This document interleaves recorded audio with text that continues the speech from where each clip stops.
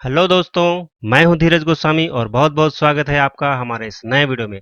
तो आज हम पढ़ेंगे व्याकरण संचय से अध्याय 3 शब्द विचार। शब्द विचार को अंग्रेजी में मॉर्फोलॉजी भी कहते हैं। वर्णों का एक क्रमबद्ध समूह जिसका कोई निश्चित अर्थ हो शब्द कहलाता है। जैसे कमीज, रेलगाड़ी, मुर्गा, जो आप उदाहरण में स्क्रीन पर देख रहे हैं। ऊपर दिए गए चित्रों के नीचे लिखे शब्द कई वर्णों से मिलकर बने हैं और उनसे कुछ न कुछ अर्थ निकल रहा है। अतः ये शब्द है। शब्दों से हम अपने भावों और विचारों को प्रकट करते हैं। जब कोई शब्द व्याकरण के नियमों के अनुसार वाक्य में एक निश्चित स्थान पर प्रयुक्त होता है तो वह पद कहलाता है।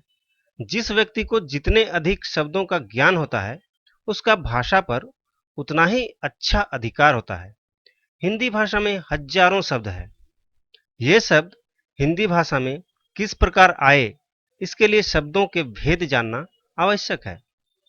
अब शब्द भेद। शब्द के भेद निम्नलिखित आधारों पर होते हैं: अर्थ के आधार पर, स्रोत यानी उत्पत्ति के आधार पर, रचना बनावट के आधार पर और प्रयोग के आधार पर। तो आइए पहले देखते हैं अर्थ के आधार पर शब्द भेद। अर्थ के आधार पर शब्दों के निम्नलिखित 4 भेद होते हैं। पहला, पर्यायवाची या समानार्थी शब्द। जिन शब्दों के अर्थ समान होते हैं उन्हें पर्यायवाची शब्द कहते हैं। जैसे पहाड़, पर्वत, गिरि, नग, शैल, अचल, इसके बहुत सारे अर्थ निकल रहे हैं। फिर देखते हैं फूल, इसे कुसुम, सुमन, पुष्प, प्रसून आदि कहते हैं। दूसरा है विलोम शब्द। किसी शब्द का विपरीत अर्थ बताने वाले शब्द विलोम शब्द कहलाते हैं। इन्हें विपरीतार्थक शब्द भी कहते हैं। जैसे मान का अपमान, एक का अनेक, स्वदेश का विदेश आदि। तीसरा, समरूप भिन्नार्थक शब्द। कुछ शब्द देखने सुनने में समान लगते हैं परंतु उनके अर्थ भिन्न होते हैं। ऐसे शब्दों को समरूप भिन्नार्थक शब्द या एकार्थक प्रतीत होने वाले शब्द कहते हैं। जैसे अन्न, इसे अनाज कहते हैं। और इसी का दूसरा रूप देखिए अन्य, जिसका अर्थ निकल रहा है दूसरा। तो दोनों दिखने सुनने में एक जैसा लगता है लेकिन उनका अर्थ अलग अलग निकलता है। आइए दूसरा उदाहरण देखते हैं। जैसे कुल, इसका अर्थ होता है वंश, सब आदि। तो दूसरा शब्द है कूल, इसका अर्थ होता है किनारा या तट। अब आता है चौथा, अनेकार्थी शब्द। जिन शब्दों के एक से अधिक अर्थ होते हैं उन्हें अनेकार्थी शब्द कहते हैं। जैसे तीर, इसका उत्तर हुआ किनारा या बाण। दूसरा है उत्तर, जो एक जवाब है और एक दिशा भी है।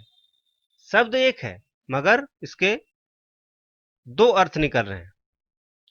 अब आता है पांचवा, अनेक शब्दों के लिए एक शब्द।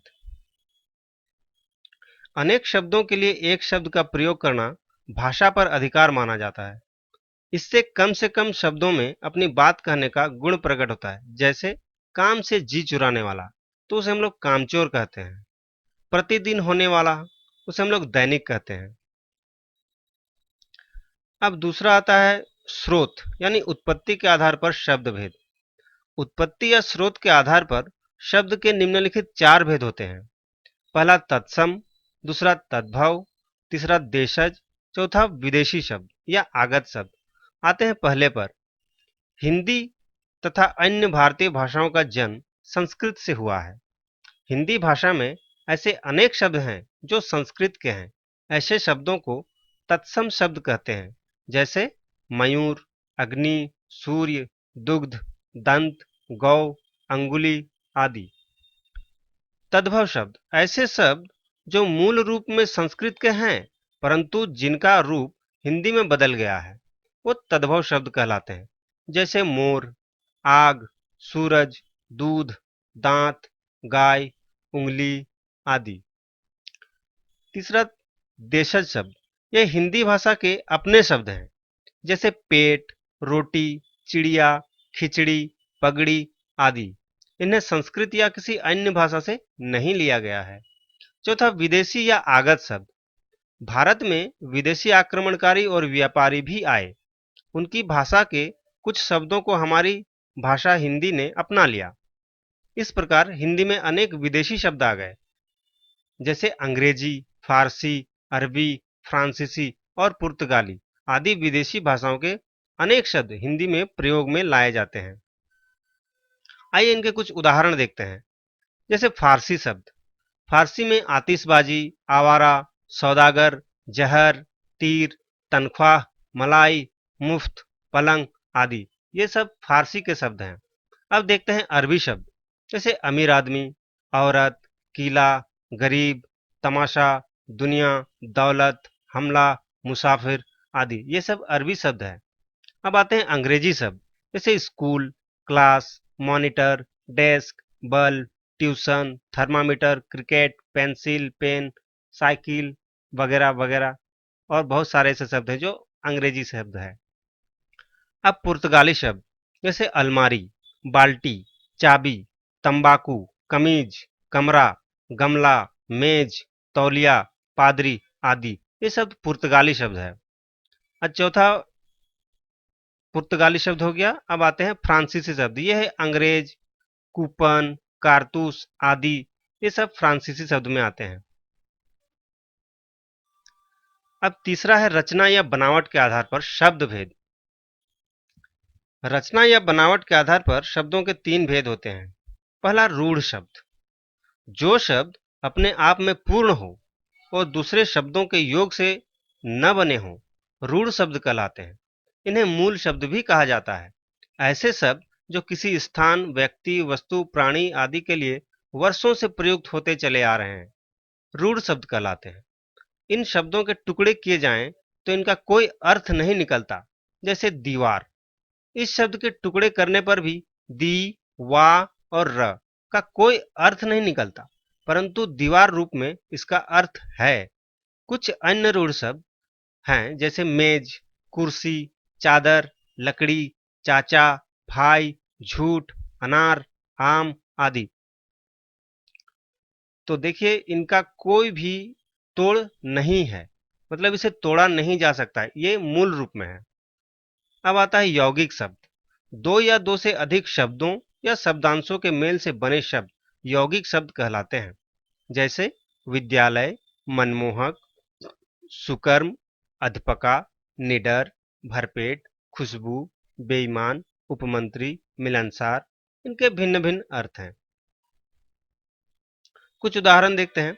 जैसे सेनापति, इसे सेना और पति दो शब्दों से मिलकर बनाया गया है। अब अपमान, ये अप प्लस मान, ये भी दो शब्दों से लिया गया है। अब सुंदरता, सुंदर प्लस ता, शब्द प्लस शब्दांश, इस तरह इसे दो शब्दों के मेल से बनाया गया है। अब पुस्तकालय, पुस्तक प्लस आलय, तो उससे मिलकर पुस्तकालय बनाया है। उपयुक्त उदाहरणों से स्पष्ट है कि यौगिक शब्दों में प्रयुक्त शब्दों शब्दांशों को अलग अलग किया जा सकता है। खंड करने पर यौगिक शब्दों का अर्थ यथावत बना रहता है। हिंदी में कुछ यौगिक शब्द ऐसे भी हैं जो भिन्न भाषाओं के योग से बने हैं। ये शब्द संकर शब्द कहलाते हैं। जैसे जिलाधीश, टिकट घर, रेलगाड़ी, सिनेमा घर। इसमें आप देख रहे हैं कि टिकट घर, टिकट तो अंग्रेजी का शब्द है और घर हमारा हिंदी शब्द है। रेलगाड़ी, रेल भी अंग्रेजी से है और सिनेमा भी। तो देख रहे हैं ये दोनों मिश्रित होकर एक शब्द बना गया है, तो इसे हम लोग संकर शब्द कहते हैं। अब आता है योगरूढ़ शब्द, ऐसे शब्द जो यौगिक तो हैं परंतु उनका अपना विशेष अर्थ होता है, उसे योगरूढ़ शब्द कहलाते हैं। योगरूढ़ शब्द यौगिक होते हुए भी किसी एक ही अर्थ में रूढ़ हो जाते हैं। जैसे कुछ उदाहरण देखते हैं। लंबोदर, इसका सामान्य अर्थ है लंबा प्लस उदर, मतलब जिसका पेट लंबा हो, तो उसे हम लोग लंबोदर कहते हैं। और जिसका विशेष अर्थ क्या निकलता है, गणेश, क्योंकि गणेश का पेट बड़ा है इसलिए हम लोग उसे लंबोदर कहते हैं। अब आता है हिमालय, हिम प्लस आलय से लिया गया है, जो कि एक पर्वत है। हिम और आलय दो अलग अलग अर्थ हैं, लेकिन उसका एक विशेष अर्थ निकलता है हिमालय।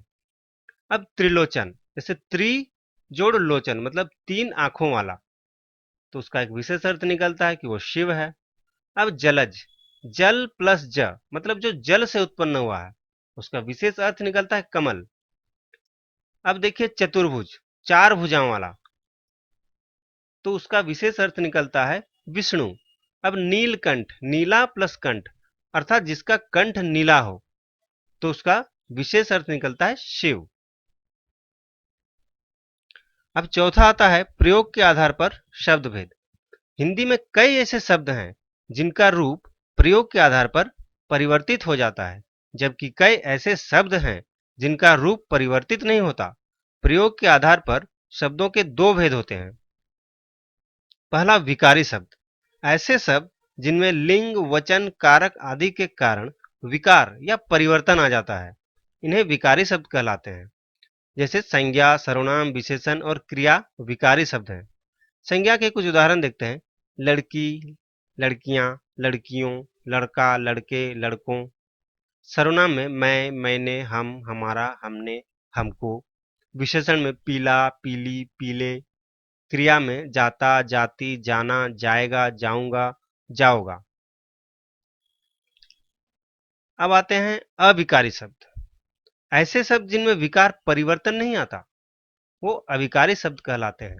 जैसे क्रिया विशेषण, संबंध बोधक, समुच्चय बोधक और विस्मयादि बोधक, ये अविकारी शब्द हैं। क्रिया विशेषण के उदाहरण देखते हैं। जैसे धीरे धीरे, कम, अधिक, आज, कल, इधर, उधर आदि। संबंध बोधक, के बिना, के साथ, आगे, बराबर, अतिरिक्त आदि। समुच्चय बोधक, और, तथा, परंतु, क्योंकि, अथवा, बल्कि आदि। विस्मयादि बोधक में आह, वाह वाह, अरे, हाय, ओह आदि। उपयुक्त शब्द अपने मूल रूप में रहते हैं, इनमें परिवर्तन नहीं होता, इसलिए ये अविकारी शब्द हैं। इन्हें अव्यय भी कहा जाता है।